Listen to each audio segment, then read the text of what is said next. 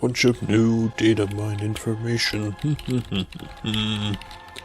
Oh, new related information on Saurfang. Let us see here. Something about Saurfang, Sylvanas, the stockades. Huh?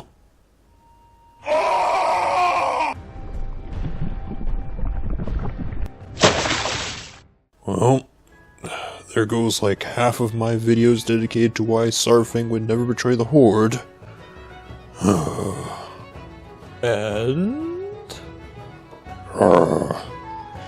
And the Toronto orcs could possibly join the Alliance, though still probably not. Say that we were right, Varok. Your precious Maghar are ours as well as Saurfang. Say it! No. What? No! But the evidence... There are more holes in this than you realize, Alliance scum. I refuse to acknowledge it as factual. Not yet.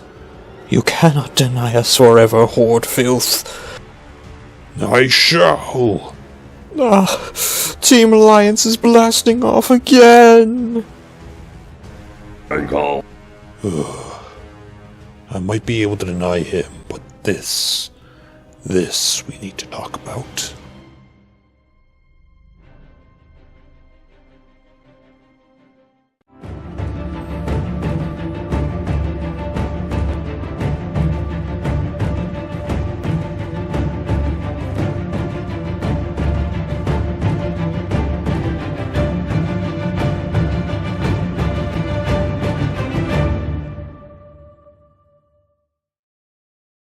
Greetings and salutations everyone to a rather important video. Now, if you're wondering why I haven't made any videos with me talking in a few weeks, I was over at my brother's. Well, I'm still at my brother's. And while I have had all of my tools to record and make videos, it was still very difficult for me to make anything for you with my lovely voice. I apologize for this inconvenience and will do my best to make up for it. Now, with all that being addressed, we can get on with the video. Warning, this video will contain spoilers. You have been warned. If you do not care for spoilers, you may... Stick around! Also, this video will contain information from the alpha, and many of this is subject to change in the future. Anyways, so Varok Saurfang, the currently beloved orc veteran and recently made orcish leader of the Horde, is apparently going to leave the Horde, or rather Sylvanas' Horde.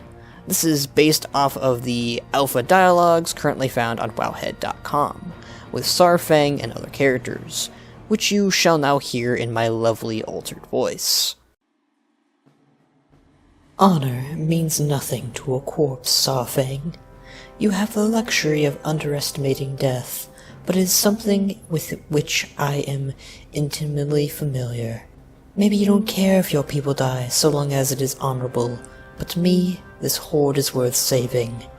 Anyone who disagrees does not deserve to stand among us, so die your warrior's death, High Overlord Saurfang. It means little to me. Perhaps I will raise your broken body to serve me once more, or perhaps you will have a chance to say hello to your son. This dialogue is found with Sylvanas and Saurfang. This does not paint Sylvanas that well. It is in regards to Saurfang wanting to die a glorious and honorable death during the battle for Lordaeron. However, I would say that this is, or could be, Sylvanas' own way of trying to sway Saurfang from seeking his death. Though I'll admit it does come off as rather insulting to Saurfang and his deceased son, Dranosh. Later on, after this, Saurfang does engage against the Alliance and loses, and in result, this happens between King Anduin and Saurfang, where he is denied his honorable death and is even healed by Anduin, much to Saurfang's chagrin. Hold on. No. I demand an honorable death. My father told me that Varok Saurfang represented what was best about the Horde. Its sense of honor.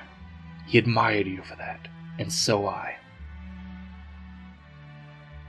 There is no honor in this. That is not for an Alliance King to decide. At this moment, it is.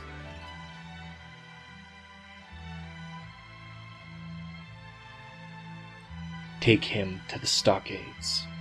Treat him with the respect he is due. When I return, we will speak of honor and actions. If you return. Now, in comparison, we get someone from the Alliance who denies Saurfang his death, just like Sylvanas does, but in a much more compassionate and kinder response, which I do give Anduin many points for doing. Rather than killing the remaining good in the Horde, he chooses to retain it, although I would say Bane and Lorthamar, and G and some other leaders and characters are alright and honorable, but I get what Anduin's going for here. After the battle for Lordaeron ends, and the city being drowned in plague, most of the Horde retreats back to Orgrimmar, and it is there that Sylvanas has targets of interest currently imprisoned in the stockades. This being Prophet Zul and Princess Talanji, who are each respected leaders of the Zandalari, who Sylvanas is interested in, either in bartering or recruiting. It's left rather open right now. It is there that we encounter Saurfang, who says, I have stopped counting the days I have sat in this cell. It has, however, given me a great deal of time to reflect. You think you are here to take me back to Orgrimmar, back to the War Chief. You are mistaken. After all that she has done, I will never return to her Horde. What do you mean? Make sure you know the difference between loyalty and honor, and pray you never have to choose. This is the kicker dialogue, the very point of the video actually. Saurfang rejects Sylvanas and her current Horde. He doesn't wish to return to Orgrimmar and is simply just done. Another point of interest that I noticed is that this reminds me heavily of Nazgrim, who was loyal to Garrosh till the very end. Now many of you are probably thinking, guess who lost Saurfang to the Blues then? And you're not entirely wrong for thinking that, but if you really think Saurfang is done with the Horde, you're mistaken. Short answer, Saurfang isn't leaving the Horde and joining the Alliance. He is, however, no longer a part of Sylvanas' Horde, who have proven to be dishonorable in his eyes. Basically, Saurfang is one of the most venerable orcs within the Horde. He has been with the Horde in the times of many war chiefs, from Blackhand, who had been under the sway of Gul'dan, to Ogrim Doomhammer, who ignited a much more honorable Horde, and removing the use of Fel mostly from the Horde, to Thrall, who'd create a new Horde altogether, and taking what Ogrim did and intensifying it, and then to even Garrosh, who took what Thrall did and made it into a weapon, pretty much. But Saurfang's never left the Horde at any of those times. However, with Garrosh, he was not in Garrosh's true Horde, but he was involved with Thrall's and Vol'jin's Horde rebellion against it. I would say that Saurfang is planning his own version of the rebellion, or a coup, with the possible aid of the Alliance just like Vol'jin had done in Mists of Pandaria. Also, after the A-Team that aims to rescue Talanji and Zul, Saurfang leaves his cell and goes to speak with Anduin. The guards let him pass, and Varok supposedly does have his talk with Anduin. He does this to apparently buy us some time, which we sadly do not get to see, though I imagine we might get to see it in the near future as a brief dialogue, maybe a cutscene, or possibly even a patch trailer. That'd be pretty cool. Something also to note is that after he is freed, the Alliance managed to catch wind of our acts, and the city knows that we're here. It is reason to believe that Saurfang might have spilled the beans that we're here, either intentionally or unintentionally, but that's hard to say right now. After all, the guards who take him in to see Anduin see us briefly, so I'd not pin it entirely on Saurfang quite yet.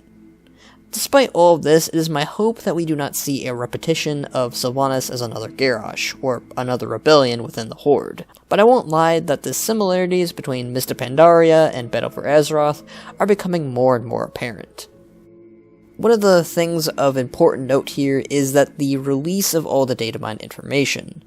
Christine Golden, on the current writer of World of Warcraft, said this: Gentle reminder that you won't know if you like the Battle for Azeroth storylines until you have played the entire expansion after it's officially released. It's a journey. Don't get hung up on bits and pieces you run across now that may or may not even be in the game. This could be a saying for anything, but I would even apply it here, for those who are hung up over Sylvanas being a possible baddie, or Saurfang leaving the Horde.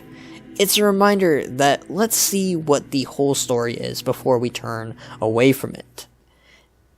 As for the Dreadnought Orc theory, which I'll do my very own video on soon, it is still very unlikely to happen, as there's too much data mine information pointing them to join the Horde already, so I won't be covering that here too much. But I will say that this pushes it a bit higher in the possibility range, but will it happen? Definitely not. Especially after I just said he wouldn't be joining the Alliance, and at most, he could be working alongside them, maybe. Dreadnought Orcs are going to be recruited by the Horde, so yeah, that's that. Probably E-Trig, by the way. I'm thinking E-Trig's going to recruit them. This, however, begs quite a few questions for Saurfang. Who is leading the Orcs while Saurfang is away? I would say that it would be E-Trig to lead the Orcs while Varok is MIA. He's currently involved in the Horde Embassy, and he'll probably be the one to recruit the Dreadnought Orcs, like I just said. And he is also in the war fronts as a commander, though there is potential that Thrall might return to leading the Orcs, as he has a big role in Battle for Azeroth as a main character again. Though he is also busy himself with his story with Vol'jin. I especially love it if Saurfang pushed Thrall back in the seat of Warchief, or Bane. I would like Bane to be Warchief too. But there are many implications in that Thrall probably wouldn't return as Warchief or the leader of the Orcs. Still though, something I'd love to have again. What does Sylvanas think of Varok's response?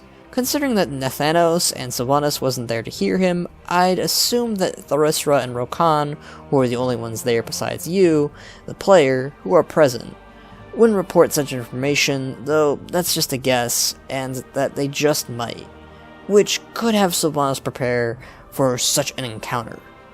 Why doesn't Saurfang outright confront Sylvanas? In the preview of the book Before the Storm, it is shown and revealed that Saurfang was very open that if Sylvanas took the Horde down a path similar to Garrosh, or just a bad road in general, that he would be the first to act against her. So it is questionable on why Saurfang is taking such a different approach than how he could probably do it. Unlike Vol'jin, Saurfang isn't one to work in the shadows and is more open with his line of doing things, so his actions here are quite different to how he'd normally do things. It could be that Saurfang wants to be sure the Alliance doesn't end them, as they had promised to should the Horde lack honor as Garrosh did, and is simply being precautionary. It could be possible that he knows Sylvanas will kill him before he could say or do anything, and that he is in a safer position. It's also possible that most of the Horde isn't against this war either, or they're in a state where they cannot back down. It's really hard to say right now, but these are my thoughts on why he doesn't confront her like it was portrayed he would. I am sure he will confront her in the near future. In fact, there is potential that he might return sooner than expected, and the way that we get Dreadnought Orcs is different than what we predicted. Are the Alliance even willing to work alongside Varok in restoring the Horde to its proper state? I'd say that Gen, Jaina, and Tyrande would be extremely against in helping Varok, while Asvelin and Anduin would probably be very willing. The rest would be hard to guess, but I'd assume that they'd at least hear him out if Anduin asked them to. In the end, I think it's a decision that only Anduin can make, and I think he'd be willing to work alongside Varok in making the Horde how it once was. Though I'd imagine there would be so much inner conflict on both sides regarding this. Now I'm sure there'll be more stuff about this in the future, and I'll talk about it when more information is given to us. Here's hoping Blizzard doesn't repeat the story of Mr. Pandaria with Sylvanas as Garrosh and Saurfang as Vol'jin. I'm really hoping they'll do something completely different for us, and Sylvanas will be portrayed much better than what we're thinking. Anyways guys, that's it for my video, but I have a few announcements to make before we end it here. A few weeks ago, we reached over 1,000 subscribers, and that milestone put such a large smile on my face, I almost cried. And I just want to thank you all so much for helping me reach this point. I never thought I'd get to this point. So much thank yous to everybody. So much. I know many of you don't watch all my videos or streams, but I also wanted to announce that my very own Discord is going to be displayed for everybody. I'll put the link in the description below, where we can talk on various topics like World of Warcraft, Ruby, Red vs. Blue, etc., etc. The link will be in the description below, like I said. Thank you all once again. If you'd like to follow me on Twitter, Facebook, DeviantArt, Twitch, that would be most appreciated. I'm Skull Shorties, and thanks for watching. See ya!